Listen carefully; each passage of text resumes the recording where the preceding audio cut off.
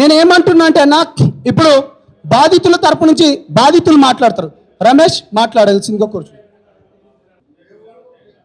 రమావత్ రమేష్ నా పేరు. కేశంనేనిపల్లి, ఇంతకుముందు మాది మండలం పిఏపల్లి ఉండేది, ఇప్పుడు చేంజ్ అయిపోయింది, మాది గుడిపల్లి, వాళ్ళదేమో పిఏపల్లి. ఇదే విధంగా కొన్ని రోజులుగా నేను అక్కడ పనిచేస్తున్నా. తర్వాత అక్కడికి శివచవాన్ వచ్చిండు. ఎప్పుడంటే ఆఫీస్ ఓపెన్ అయినప్పుడు శివచవాన్ వచ్చిండు. అక్కడ శివచవాన్ అన్న వచ్చినప్పుడు అక్కడ నాకాడ పైసలు ఉండేది. ఆ పైసలు ఆఫీస్ ఓపెన్ అయినప్పుడు మా నాన్న మేము కలిసి మా విలేజ్లలో మా అక్క సొమ్ములు పెట్టి అవి అన్ని డబ్బులు తెచ్చి ఆఫీస్ ఓపెన్ చేసినప్పుడు అది విష్ణు కాంప్లెక్స్లో 317 నెంబర్ అల్ల నా డబ్బులు ఉండేవి. మొత్తం బీరువాల డబ్బులు ఉండేది. ఆ డబ్బులు అదే మధు పోతాయి సార్, ఇది పైసలు పోతాయి, మరి ఎవరికి ఇవ్వాలి, మీకు ఇవ్వాలా లేకుంటే అల్లనే ఉంచనా అని అంటే ఒక 10 నిమిషాలు ఆగాని అన్నాడు. 10 నిమిషాల తర్వాత కింద నుంచి బండి తెచ్చిండు. డ్రైవర్ బండికి లేరు, వేరే అతను మా టీం నుంచి అబ్బాయి వచ్చిండు. ఆ టీం అబ్బాయి నేను కలిసి ముగ్గురం కలిసి శివచవాను, వర్త్య వీటల్, రమావత్ రమేష్, నేను ముగ్గురం కలిసి అక్కడి నుంచి ఆ 30 లక్షలు విష్ణు కాంప్లెక్స్ లోపల నుంచి తెచ్చి కార్లో పెట్టి, అదేవిధంగా మనకు హైదరాబాద్ కోకాపేట ఉంది కదా, కోకాపేట ఇప్పటికి కూడా ఆ సర్వీస్ రోడ్డు తెలుసు. ఆ రోడ్ కాడ నేను బండి ఆపినాం. అక్కడ నుంచి అటు నుంచి వచ్చినప్పుడు అవుటర్ నుంచి ఇటు వస్తే అక్కడ బండి ఆపిన తర్వాత ఒక 5 నిమిషాలు కూర్చొని మాకు లోపల కూర్చోబెట్టిన తర్వాత పక్క నుంచి ఇంకో బండి వచ్చింది. మా అంటే ఒక 5-6 నిమిషాలు, 10 నిమిషాలు వేసుకుందాం. 10 నిమిషాల తర్వాత బండి వచ్చిన తర్వాత సర్వన పక్కన బండి వచ్చింది. తమ్ముడు బ్యాగి అని అన్నాడు. తమ్ముడు బ్యాగి అంటే నేను వెనక సీట్లో ఉన్న ఓనర్ సీట్ నుంచి బయటికి తెచ్చి ఆయన చేతిలో ఇచ్చేసిండు. ఆ కారు వెనక ముందులపాయ, ఈయన వెనక నుంచి సైడ్ నుంచి అక్కడ ఒక వాళ్ళది సిగ్నల్ ఉంటాయి, సిగ్నల్ నుంచి రైట్ తీసుకుంటే వాళ్ళకి ఇంటికాడ వాచ్మెన్ ఆయనకి డైరెక్ట్ గుర్తుపట్టి లోపల డైరెక్ట్ బండి పంపించిండు. అక్కడ పోయి అక్క కూడా ఉంది, అక్కతో ఒక ఫోటో దిగుదాము, ఇక్కడ ఇన్ని డబ్బులు రోడ్డు మీద ఎవరైనా ఇస్తారా? సరే, ఒక ఇంటికాడ పైసలు ఇస్తారు, ఏదో ఒక ఆఫీస్లో పైసలు ఇస్తారు, అదేవిధంగా రోడ్డు మీద పైసలు ఎట్లా ఇస్తామని నేను కూడా, మా డౌట్ ఇద్దరిది అట్లనే ఉన్నది. అదేవిధంగా మేము పోయి ఇక్కడ వచ్చినామని ఒక చిన్న ప్రూఫ్ తీసుకోవాలని ఒక చిన్న ఫోటో తీసుకుందాం మా కానీ అన్న, మంగ్లీ అక్కతోనే అన్న ఆ మాట అన్న. ఇక నేను ఇప్పటికిప్పుడు వస్తున్నా కదా బయటికి, అయితే ఆమె అంతకుముందు అన్ని డ్రామాలు చేస్తున్నా, ఇంటికాడనే ఉన్నా. కొన్ని కారణాలుగా నాకు భయపెట్టిస్తేనే నేను చెప్పలేనా ఈ విధంగా నేను ఇప్పుడు వస్తున్నా. మొన్న ఇవాళ 3 రోజుల నుంచి నేను బయటకు వస్తున్నా. ఇంతకుముందు నాకు మధు ఆల్రెడీ అది కొన్ని మ్యాటర్ ఉన్నాయి, అది నిన్న లైవ్ కూడా చెప్పిన.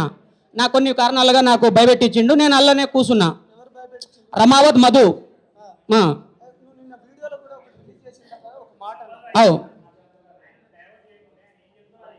చెప్తా, డైరెక్ట్ చెప్తానా.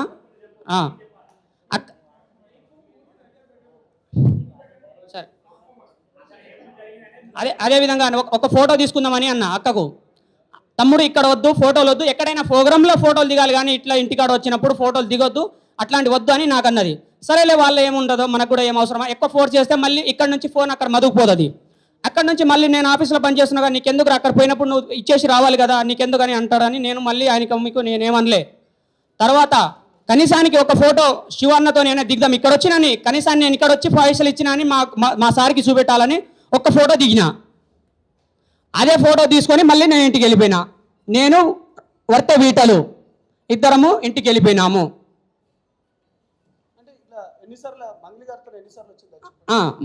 మంగళక్క నేను పైసలు ఇచ్చింది కోకపేటలో ఒకసారి. సెకండ్ టైం ఎక్కడ అని అంటే వద్దిపట్ల పరమతండ అంటే వద్దిపట్ల పలుగుతండకు వచ్చింది. వద్దిపట్ల పలుగుతండ ఈ ఫోటో అంటే వీళ్ళు ఉన్నది ఫోటో మొత్తం నేనే తీసిన.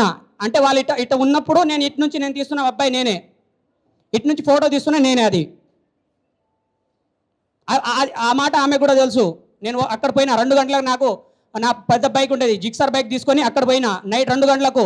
ఆ ఫోటో దిగిన తర్వాత ఒక 5 నిమిషాలు ఉన్నా, 5 నిమిషాలు కూడా ఆయన దగ్గర రాలే, ఆయన పక్కన కూడా కూర్చోబెట్టలే, కొంచెం దూరానే ఉన్నాను. వాళ్ళు ఏం మాట్లాడుతున్నారో నాకు తెలియదు. తర్వాత ఆ ఫోటో తీసిన తర్వాత నేను పోతే మల్లెపల్లి వెళ్ళిపో, ఆఫీస్ వెళ్ళిపో, లేకుంటే ఇంటికాడ పోయి మన పాత ఇల్లు ఉంది కదా అక్కడ పోయి పడుకోపో అని అన్నాడు. ఓకే, వాళ్ళ రమావత్ మధు ఏమన్నాడు, అక్కడ ఫోటో తీసిన తర్వాత ఇంటికి పోయి పడుకుంటే పడుకో, లేకపోతే మల్లెపల్లి పోయి అయినా వెళ్ళిపో, 2 గంటలకు ఏం పోతావు కానీ పోయి ఇంటికాడ పాత ఇల్లు కొద్ది కదా. నా కాడ నుంచి నేను ఆఫీస్లో పని చేస్తాను, మల్లెపల్లి రమావత్ మధు వత్తిపట్ల రమావత్ మధు ఈ మైక్రో ఫైనాన్స్లో ఉన్న వ్యక్తే రమావత్ మధు. అయితే ఇది చెప్తాను, అక్కడ నుంచి కొన్ని డబ్బులు నా కాడ నుంచే కదా కలెక్షన్ అయినాయి, అవి తీసుకోపోయినా నేను ఇప్పటిదాకా నేను ఏ మైక్ దగ్గర పోలే. ఫస్ట్ టైం నేను ఇంతమందిలో నేను ఫస్ట్ టైం ఇప్పుడు నేను ఏ ప్రోగ్రాంలో కూడా పోలే, ఎక్కడ కూడా మాట్లాడలే, ఫస్ట్ టైం నేను మాట్లాడుతున్నది. ఇంత ముందులో అక్కడ నుంచి కొన్ని డబ్బులు ఉన్నాయి కదా, ఆ డబ్బులు శివ చౌహాన్ కూడా 2 సార్లు వచ్చిండు శివ చౌహాన్. ఒకటేసారి 70 లక్షలు ఇచ్చిన, అది ఏ బ్యాగ్లో ఇచ్చిన, మనకు టూరిస్టు పోయే బ్యాగుల పెద్ద పెద్ద బ్యాగులు ఉంటాయి కదా, ఆ బ్యాగ్లో ఇచ్చిన పైసలు 2 టైం ఇచ్చిన. శివ చౌహాన్ మంగ్లీ వాళ్ళ తమ్ముడు శివ చౌహాన్కి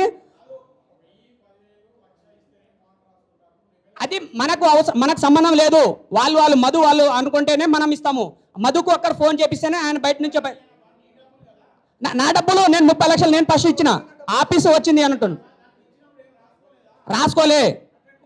ఓన్లీ అక్కడ నుంచి కాల్ చేపిస్తా, తర్వాత నేను మధుకు కలెక్షన్ చేపిస్తా. అన్నా అది మల్లెపల్లి ఆఫీసులో అది కస్టమర్ అది ఇచ్చిపోతారు మధుకి డబ్బులు. షార్ట్ కట్లో నేను రన్ టైంలో చెప్తా, అది కూడా నేను రన్ టైంలో చెప్తా. ఫస్ట్ ఆఫీస్లో శివ చౌహాన్ వచ్చిండు 1 టైం, 2వ టైం ఇది ఒక్కటి అయిపోయింది, అది అక్కడ పైసలు ఇచ్చిన చెప్పేసిన కదా, అది అయిపోయింది. సెకండ్ టైము మధు, శివ చౌహాన్, ఇంకో అతను ఉన్నాడు, మధు అన్నాడు, 4 ఉన్నారు వీళ్ళు. 4 ఉంటే నేను 6 గంటలకే నేను ఆఫీస్ బంద్ చేస్తా. బంద్ చేసిన తర్వాత నా విష్ణు కాంప్లెక్స్ ముందలే నా రూము బంద్ చేసి 6 గంటలకు బంద్ చేసినప్పుడు 12 గంటలకు ఆయన వచ్చిండు, 12:30 ఆ టైంలో వచ్చిండు. అది ఎక్కడ మల్లెపల్లి ఆఫీస్ కాడికి వచ్చినప్పుడు నాకు ఫోన్ చేసిండు.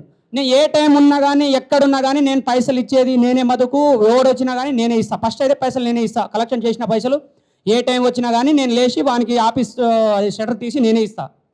12 గంటలకు వచ్చిర్రు, మధు ఒక్కడే వచ్చిండు పైకి, కింద కార్లో మనుషులు ఉన్నారు, నేను చూడలే. నేను ఆఫీస్ ఓపెన్ చేసిన తర్వాత నేను ఒకసారి లోపల పోయి రావాలి కదా, నేను పోయి లోపల నుంచి ఇట్లా తిరిగి వస్తున్నా, ఇది మన ఆఫీసే కదా, రోజు నేనే తిరిగే ఆఫీస్ నేనే పోయినా, షట్టర్ తీసిన డోర్ ఓపెన్ చేసిన లోపల పోయినా తిరిగి వస్తుంటే ఇటు నుంచి లిఫ్ట్ ఉంటుంది, ప్లస్ మనకు మెట్లు ఉంటాయి, మెట్ల నుంచి నడుచుకుంటూ వస్తుంది. ఎవరు మంగ్లీ అక్క నడుచుకుంటూ వస్తుంది. ఈ మాట ఆమెకు కూడా చెప్తా, ఇక్కడ బయటికి రావని చెప్పు, నేను చెప్తా ఆమెకు, నడుచుకుంటూ రాలేదో చెప్పు, ఆ మాట నేను ప్రూవ్ చేపెడతా. లేకుంటే ఆ 30 లక్షలు నేను ఇచ్చిన కదా ఈ మధుకి ఇవ్వలే, ఈ శివ చౌహాన్కి అది నేను వదిలేస్తా అంటున్నా కదా. అటు నుంచి నడుచుకుంటూ వస్తుంది. ఏందన్నా మంగళన్న కూడా ఇక్కడ వచ్చింది అని అన్నా.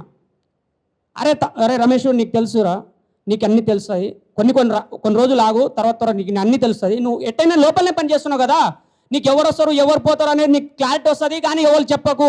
ఇక్కడ కొన్ని డీలింగ్ ఉంటాయి, కొన్ని ప్రాబ్లం ఉంటాయి, కొన్ని అన్నీ మేము చూస్తూ ఉంటాం, అన్నీ చేస్తూ ఉంటాం, మేము చూస్తామని అన్నారు.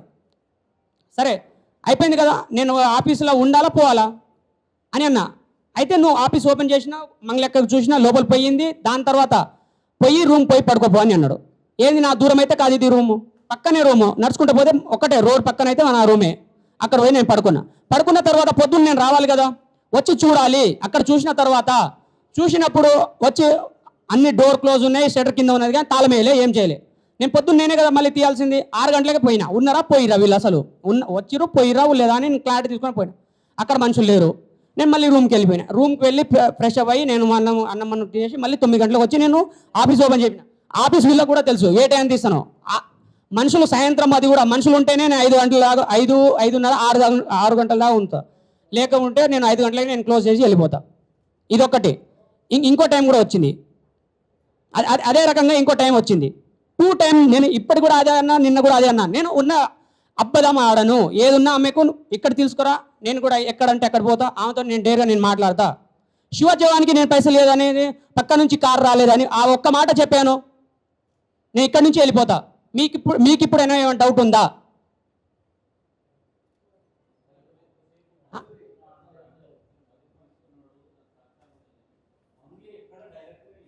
ఫోటో ఒక్క ఫోటో అన్నా చెప్తా, సాక్ష్యాలు అన్నా, మంగ్లీ చేతిలో ఎవరు డబ్బులు ఇవ్వాలన్నా మంగ్లీ ప్లాన్తో ఇదంతా నడిచిందనా? ఇదంతా మంగ్లీ ప్లాన్తో నడిచింది. ఇదంతా మంగ్లీ ప్లాన్తో నడిచింది. మంగ్లీ వచ్చి ఇట్లా తీసుకునే డబ్బులు వాళ్ళ తమ్ముడు ఉన్నాడు, తమ్ముడితోనే ఆమె డబ్బులు తీసుకుపోయింది. ఆ?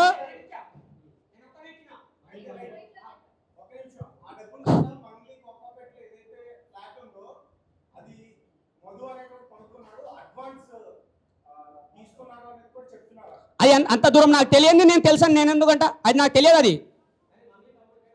అది నేను డబ్బులు నేను ఇచ్చిన చెప్తున్నా. శివ చౌహాన్ నేను ఇచ్చిన. మిగతా ఫ్లాట్ తీసుకుంటురా, ఇక్కడ ఏం చేస్తురా, అక్కడ బ్యాన్ కడుతురా అని నాకు తెలియదు. తెలిసినా నేను చెప్తా, తెలియని నేను ఎందుకు చెప్తా? అదొకటి నాకు అక్కడ ఉన్నది. నాయే డబ్బులు, మా సొంతం, మాయి, మా అక్క వాళ్ళే, మా మా మా మా చుట్టాల నుంచి పైసలు అవి.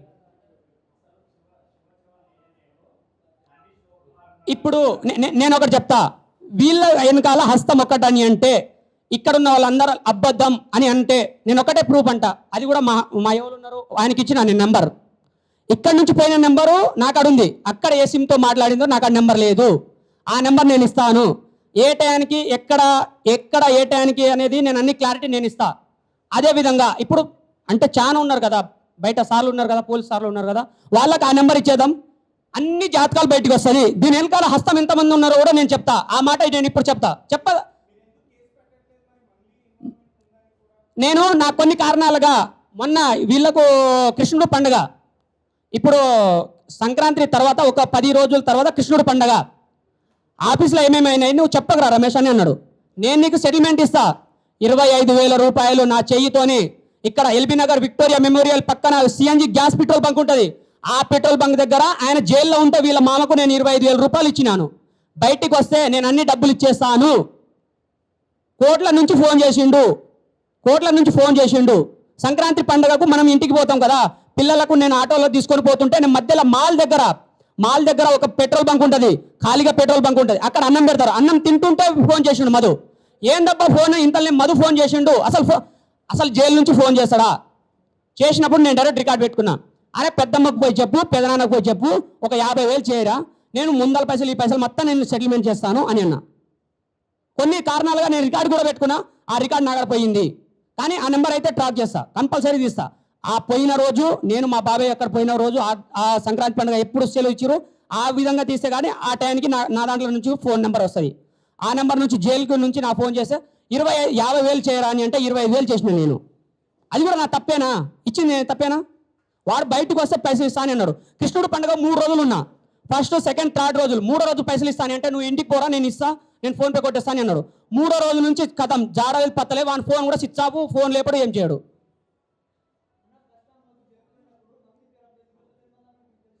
ఏంది మాకు పైసలు ఇస్తా అన్న మాకు పైసలు ఇస్తా అన్నాడు. మాకు పైసలు ఇస్తా మంగ్లీ పేరు చెప్పకన్నాడు. అందుకు మేము చెప్పలే. మంగ్లీ పేరు చెప్పు, ఎవరి పేరు చెప్పకండి, మీకు పైసలు ఇస్తాడు. అందుకు వాడు ఇప్పుడు ఇచ్చినాక మేము ఎట్లా చెప్తున్నాం? శివ చౌహాన్, మంగ్లీ, భరత్ అలా చెప్తూనే ఉన్నాం కదా. పైసలు ఇస్తాడేమో అందుకని మేము చెప్పలే.